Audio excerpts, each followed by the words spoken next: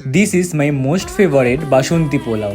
9 to 5 job manage করার পর হাতে খুব একটা সময় থাকে না আমার, তাই অল্প সময় যে রান্নাগুলো হয় সেটাই ভরসা। আর পোলাও হলো সেই লিস্টে সবার ওপরে। নর্মাল ভাত যে রান্নার গুণে এত সুস্বাদু হয় তার এক্সাম্পল হলো পোলাও। তো কিছুই না, একটু long to medium grain rice ভালো করে ধুয়ে জল ঝারিয়ে নাও। তারপর কড়াইতে ঘি দিয়ে তাতে হলুদ গুঁড়ো মিশিয়ে একটু গরম করে সেই জল ঝরানো চালের সঙ্গে ভালো করে মিশিয়ে নাও। এবার কড়াইতে বেশ খানিকটা ঘি গরম করে তাতে গোটা গরম মশলা, তেজপাতা দিয়ে একটু ভেজে আগের ভিজিয়ে রাখা কাজু আর কিশমিশ দিয়ে হালকা ভেজে চাল দিয়ে আর একটু ভেজে জল দিয়ে দাও। মাঝে স্বাদ মতো নুন আর চিনি দিয়ে দিতে হবে। 8 থেকে 10 মিনিট ঢেকে কুক করে নামিয়ে নিলেই রেডি গরম গরম বাসন্তী পোলাও।